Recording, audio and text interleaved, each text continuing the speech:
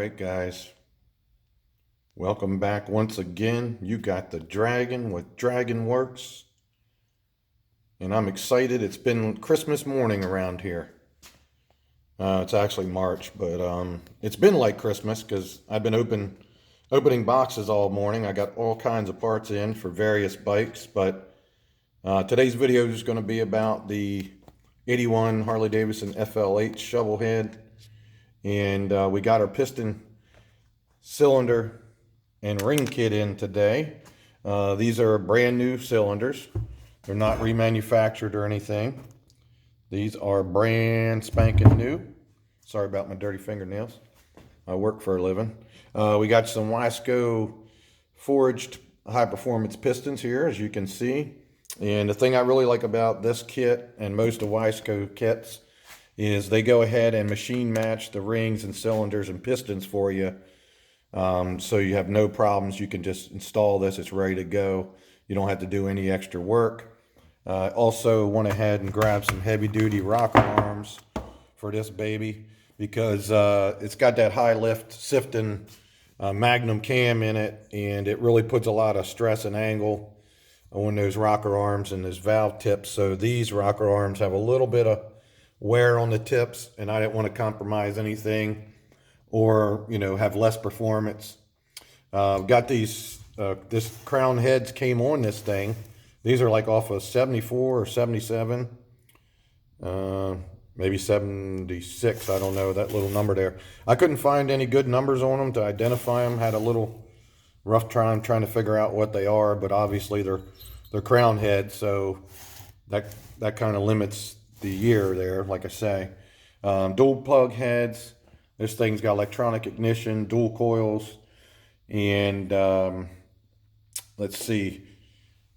Come on over here. Oh yeah, also got the genuine James gasket set with those bulletproof head gaskets. That was one of the problems that was wrong with the bike. Was it had blown head gaskets.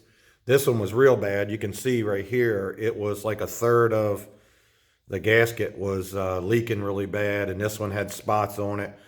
But the cylinders were shaped like eggs. They were so wore out. And what we're thinking is somebody just probably honed it, threw some rings in it, and got a couple more 100 miles out of it, and it quit running. But it also has the S&S solid lifter conversion. You basically take a hydraulic roller lifter, take all the guts out, and then you put these inserts in, and it becomes a solid lifter, and it's adjustable. Then you don't get any valve float or loss of performance or anything like that. Got the Sifton 108 Magnum cam, 485 lift. And like I said in the other video, got new Pingle petcock, S&S rebuild kit for the carburetor. We're going to do new pipes on it, and also going to do a new seat. I'm going to get rid of these bars on here for him. He don't like those. New rims, new tires, new handlebars. And like I say, I'm going to work this thing over pretty good. I'll get these heads all torn down and reseat the valves and clean these up, rebuild these heads. They'll be all rebuilt, rebuild the rocker boxes, new rocker arms and shims, all that good stuff. These are 9.5 to 1 compression pistons. With that 485 lift cam, all electronic ignition, and good fuel flow. This puppy is going to scream.